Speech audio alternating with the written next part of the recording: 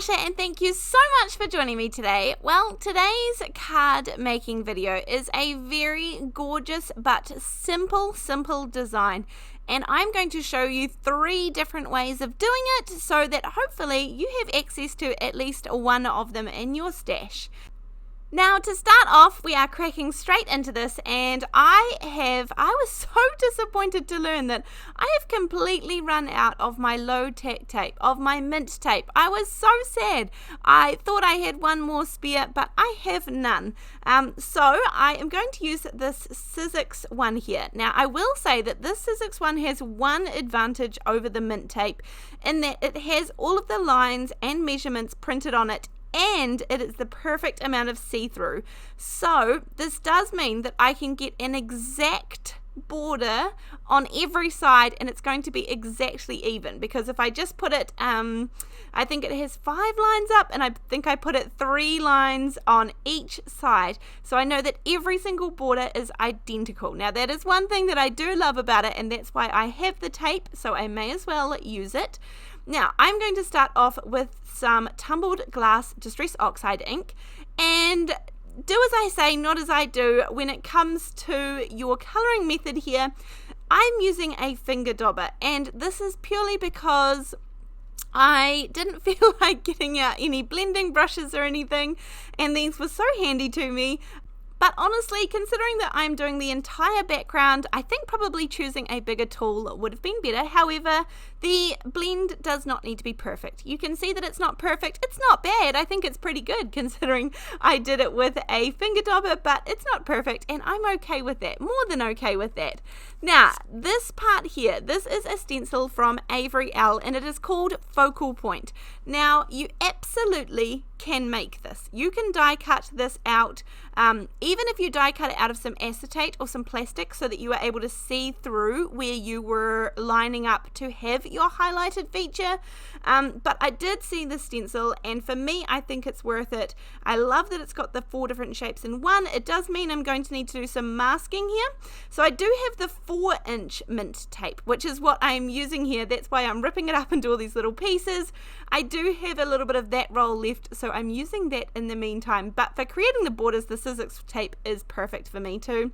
So now what is most important is I'm not going to use another ink color. I don't want to use more ink colors, so it is exactly the same color. It's just a heavier layer of tumbled glass ink there in the center. And then when I take off that, I think that's really stunning, and it creates an immediate focal point, and it creates an immediate space that your eye is drawn to. So from here you can truly do whatever you like, and I'm going to give you 3 different options. So option number 1 is going to be sort of a die cut, or like a ephemera or something like that you can pop in the middle. I'm going to create one using, I think this is called Beautiful Butterflies. I can't remember, but I'll have it linked down below. All sorts of beautiful butterflies, and I've just got a little piece of paper here because I wasn't sure how dark I wanted to go. Did I want to use a grey ink? This one is the Twilight from Paula. And if I stamp it a couple of times, it gets darker, which is perfect. Or did I want to go with the black version? Now, I just wasn't sure, so I may as well do both. With the Paula inks, if you want to heat emboss with them, I do find that you need to be quicker rather than slower, because it is a dye ink. It's not a pigment ink, whereas the VersaFine Onyx black ink is a pigment ink. Dye inks soak into the paper, and pigment inks are going to sit on top of the paper more so, and so that is what gives them the extended time, and you're able to run some embossing powder over these after a little minute or so, and they'll still be wet, whereas the dye inks are going to dry pretty fast. So with Paula being a dye ink, I emboss them separately. I'm using some clear embossing powder. This is the super fine clear embossing powder, and then I'm going to do the black one as well. And then when I run the heat tool over this, it does show up beautiful and crisp black, beautiful stamping, as well as the grey one. Now to colour these in, I'm on a watercolour pens kick at the moment, and I'm absolutely loving these. Now this is a scrap of watercolour paper that I have used here, but I don't think you need watercolour paper. I have used these on normal paper and they work fine as well. So I'm just going to move from like a light, a medium, and a darker. I wouldn't say they get super dark, but I'm going to do sort of yellowy oranges for the top of the wings, and then I thought, why not move into some sort of blues for the bottom. Now these are watercolor markers, so they're water-based, and they're going to blend beautifully together if you work them together. I have done a fair few videos of these. These are probably, I am absolutely no expert, but probably what I would call an entry-level watercolor marker, water-based marker, I guess. I have very little experience to draw on, of course, but I am absolutely loving these. I love the price point of them. They come in a pack of 12. So as I mentioned, I've done a couple of videos and review of my thoughts of these and had a bit of a play around on camera so that you can see how they react in different scenarios. So I will put a link up in the top right hand corner here as well, just so that you can go back, or I will put a link down below in the description box and you'll be able to find them. So I did one in grey, one in black, and then I cut them out. Then I'm going to add a very little simple sentiment. Now the sentiment is actually out of the same butterflies set that I did before. There's a few mixed in there, which is gorgeous, as well as some grasses and things. Now I was tempted to do the grass, but I didn't, and here I can't decide. Do I go really black and dark, or do I just go sort of light and airy and grey? I wasn't sure. Let me know what you would have done. I went with the grey, which I was pretty set on the black, and then I changed my mind all of a sudden. I just thought it was a little bit lighter, given that it was going to be a thinking of you card. Sometimes I think the black was a little bit too harsh. So I'm going to stamp using the exact same Twilight ink from Catherine Paula. I stamp it a couple of times just to have that gorgeous light thinking of you down the bottom. And then for the butterfly, I'm going to pop a couple of pieces of foam tape on either of the outside wings, and then a little bit of the liquid glue, the Ranger Multi-Medium, and the matte finish. That's the glue that's inside this glue bottle, and then I pop that down so it has its little raised wings. And I just really like the simplicity of this. It is a very simple card, but I absolutely love how this one turned out, and I think this is really nice for a thinking of you card. I'm also going to add some little sort of clear raindrop gems. These are just little glass, very tiny, light, beautiful gems, and they're going to go almost sort of transparent. They become very clear once you pop them on, and the glue is going to dry nicely, and that just finishes off card number 1. So you can put a gorgeous die cut or piece of ephemera or something like that on the front. Option number 2, I have got the exact same. I've got squeezed lemonade, and I'm going to again use a finger dauber. Now I am going straight down onto my card base, but if you didn't want to mask off the edges, then you absolutely could just just cut out a piece of cardstock, or it could be ready-made cardstock. It could be already coloured, a light colour. And then you could add a darker colour of ink into the centre in the same fashion. Otherwise, if you just have one colour of ink, so this is all squeezed lemonade. I've done a light sort of wash in the background, and it's absolutely not perfect. Then I decide to use the oval for this one just to try something different, and I'm going to add a little bit more of that tape around the edges. I can pretty much reuse this because I'm not getting much ink on it at all, so that's good. And then all I'm doing is adding a heavier application of the exact same ink. Now if this doesn't work out well for you, or if you happen to have other inks that are darker, then go for gold and use those. But using one ink pad is always nice and economical for me. It means I don't have to search for other colours, and I don't have a whole lot of colours either, so it works out well for me.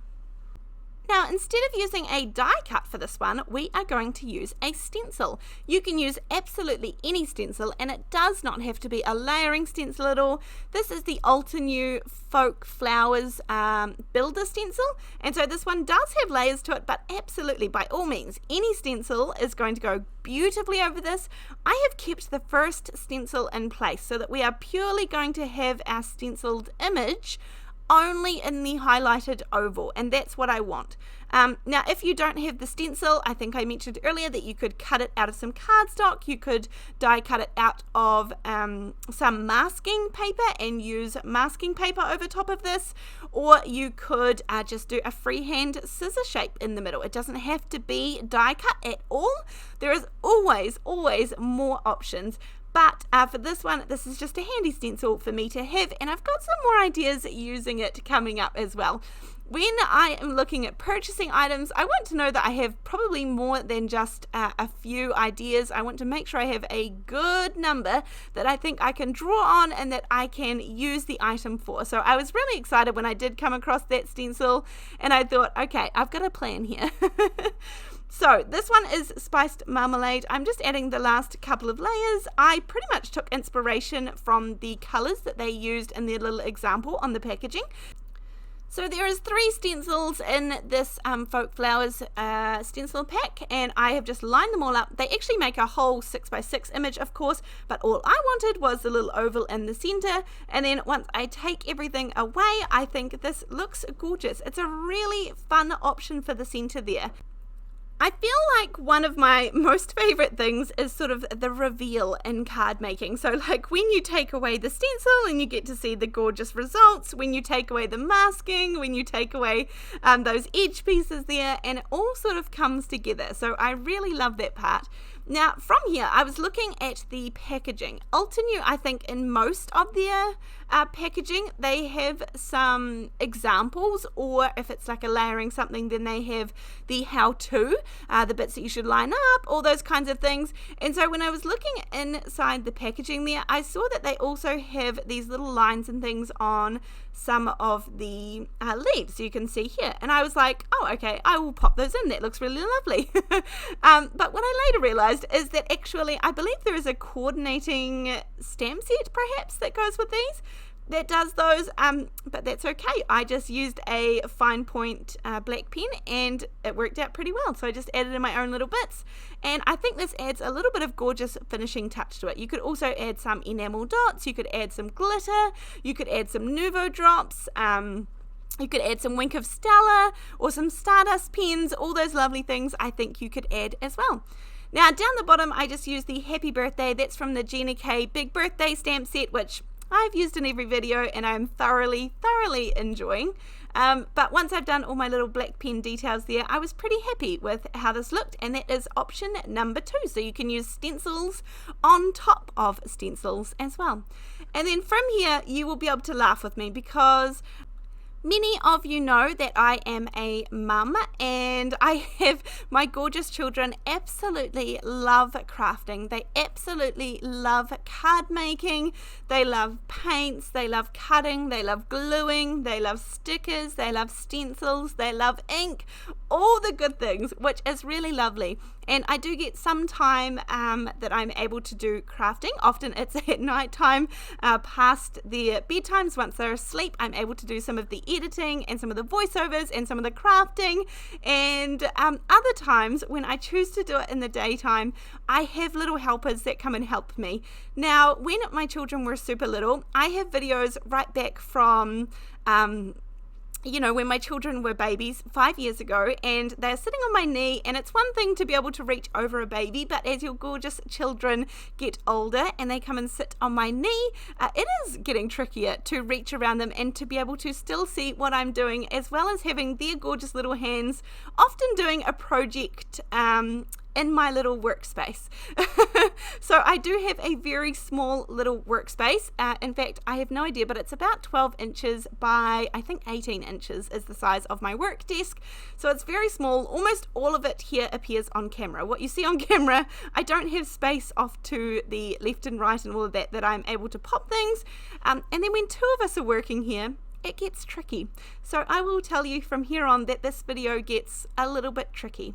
Now I have some washi tape stickers from 49 and Market. Now these are old. I'm pretty sure these are not available anymore, but I'm sure you all have washi tape, or you have stickers, or something that you can add in to create an image or a focal point on these highlighted center cards.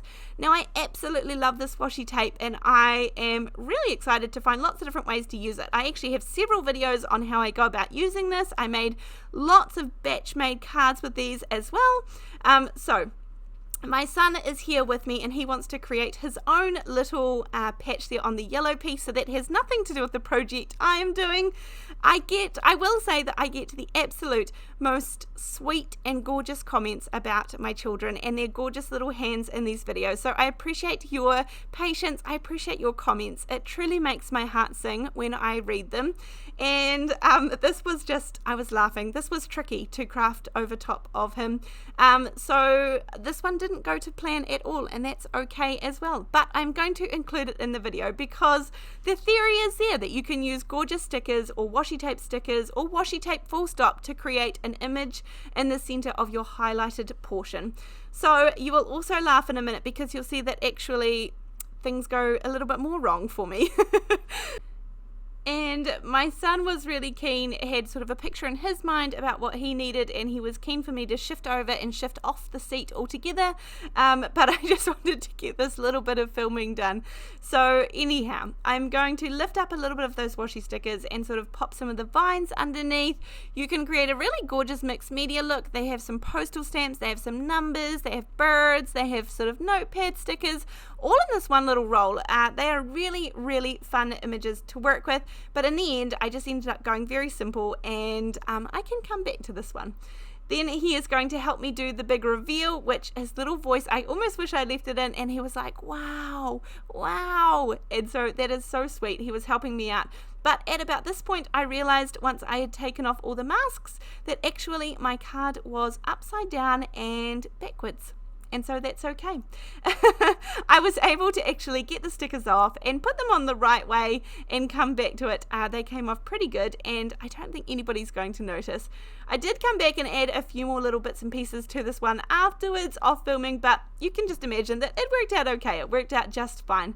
And so I now have the square. It is a little bit centered to the bottom rather than the top. So that is going to create a space for my sentiment up there, and that's okay as well. This did work out to be upside down, but we've fixed it and it was all okay. So the idea around this video is that no matter what, with this gorgeous little highlighted center, it really does just make for a perfect, easy kind of go-to card. And I love those kinds of cards. You can adapt to whatever the resources or the products that you have to add in that center highlighted piece, but a good highlighted part in the middle, especially with the masking around the outside, I think that really makes it. These are all pretty much one layer cards minus a couple of gems. So this was really, really fun to create these with you today. I hope you have enjoyed this video. I will link anything down below that I have used and can find, but other than that, I will see you in the next video. Thanks, bye!